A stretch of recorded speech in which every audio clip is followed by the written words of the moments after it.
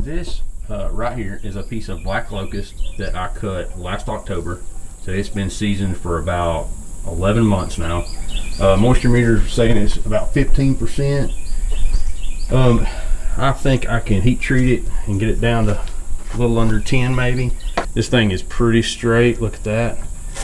It's got one little crook down here towards the end. Like that right there is a little crook. That'll be easy to bend out with a little heat, maybe some steam. I'm gonna reflex the tips. I've got about a month to make this. Bow season starts October 1st. Today's September the 3rd. So I'm gonna work on making a hunting weight bow that I can hopefully take a whitetail with this fall. Now I'm gonna get this drawing knife and I'm gonna square up the edges a little bit, kind of see what I'm working with. And then we'll try to get this bow roughed out today at least. See what kind of shape we're going for. This stave is 67 inches long. So I'm gonna go for a bow about 64 inches probably. I'll just kind of see as I get down in here what it looks like. I'd like for it to be 64 inches just for the durability. Minimum of 60.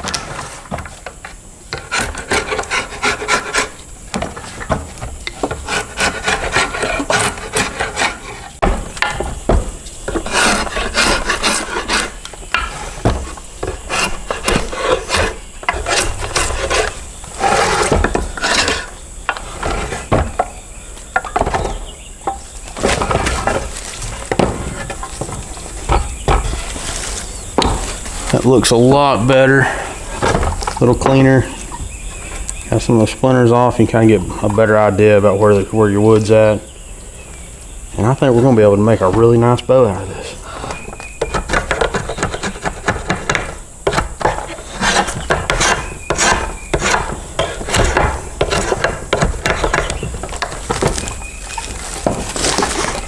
The only knot in this thing is right here.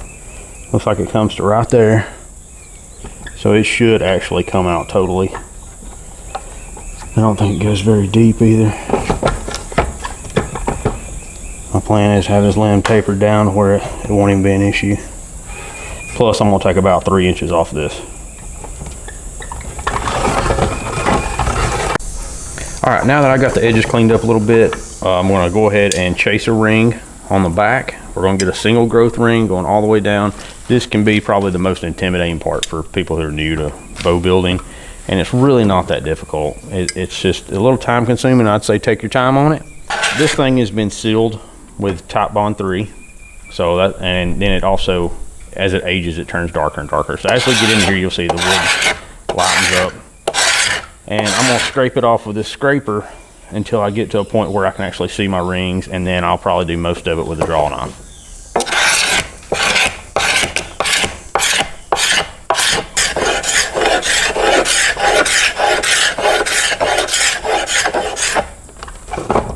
Okay, so I got it down to one growth ring. Actually, it was very easy doing that. I mean, it's just about perfect. I got 2 bug holes right here. This one comes out on the side right there. You can see that it comes out on the side. So I think that would, this one, I don't know where this one comes from, unless these are connected, which they may be. So I've decided to go ahead and take it down one more growth ring. I got plenty of thickness left. I'm gonna take it down one more growth ring and pray that this comes out. And if not, maybe I could put some super glue or something in it. It may be fine. Ideally, I'd rather it not be there. Especially that one that comes out the side like that would almost have to come out, or that's going to split off right there.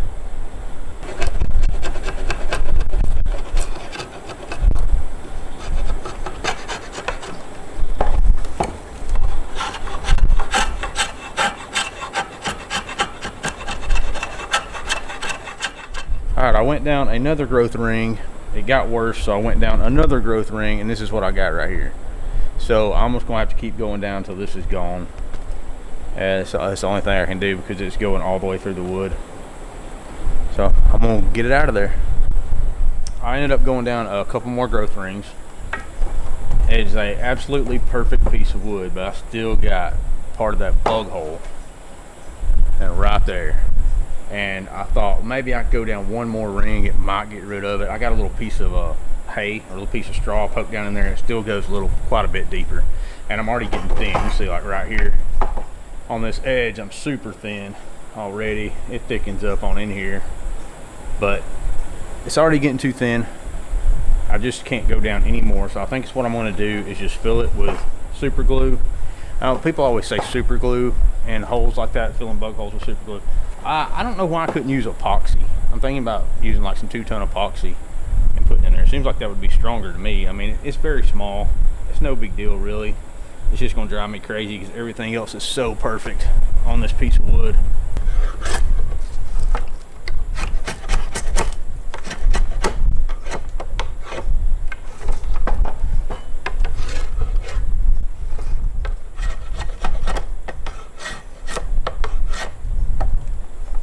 Okay, so I went ahead and cut it off at 64.5 inches. I ended up marking my center line. This is kind of how I lay my handle out. This is not exactly how my handle is going to look, but roughly. I marked my center line. I picked which limb is going to be the top. This is going to be the top limb. This is going to be the bottom down here. And I mainly just picked that because this one has the little, the knot area right here. It's got a little bend, kind of funky looking, so I'm putting it on bottom. Okay, I marked my center line. I go up 1.25 inches and mark bottom of my air rest. And I don't always put an air rest, but if I'm going to put our air rest, I do it 1.25 inches above center. And this is going to be a left-handed bow, so this is the back of the bow. It's on the right side. Then from there, I go up 2 inches, and this is going to be the end of my fade. This is what I mark right here as the end of my fade. And then from the center line, the bottom part of the handle, I go down 2 3/4 inches. It's going to be the bottom of my handle, and then I have a 2-inch fade from there, and this is going to be the end of my fade. So I got 2-inch fades, and overall it's going to be a 4-inch handle. The center is going to be where most of my grip pressure is. You can imagine that. This is the back of the bow, but you can imagine right there, the air rest will be just above that. And this is going to give you a slightly shorter limb on the bottom as the top. The top's going to be about 30 inches. I forget what it is, but anyway, the top's going to end up being almost 2 inches longer than the bottom limb, so it's asymmetrical limbs, but this has always worked for me in the past. So now I'm going to go ahead and I've kind of penciled in a rough draft of what my handle's going to look like. I'm going to go ahead and try to lay out my limb taper. Before I lay out my limb taper, I'll go ahead and make sure that this bow is 1 3/4 inches wide at the widest point. And so pretty much both limbs are parallel right now at 1 3/4. So then I'm going to go up about halfway of this limb, and I'm going to taper it down to about a 1/2 inch knot on the end.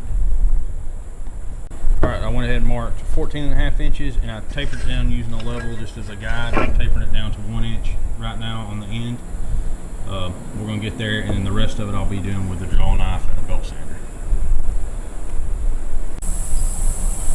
Okay, I went down through here and I have marked 3/4 inch thickness down this limb here, so I can go ahead. I'm going to get a saw and I'm going to saw down to that, and then I'm going to pop off big chunks of wood, kind of get rid of some of this mass and start tapering the limbs down a little bit.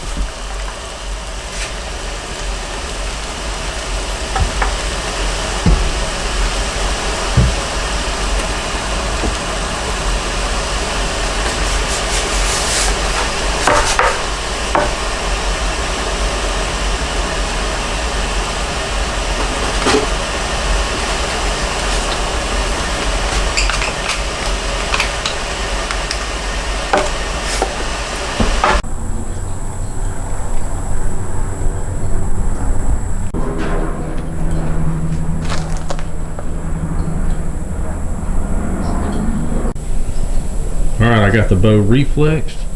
It looks pretty even. Looking pretty good so far. I'm gonna take down the limbs a little bit, get them bending just a little, and then I'm gonna fire harden it.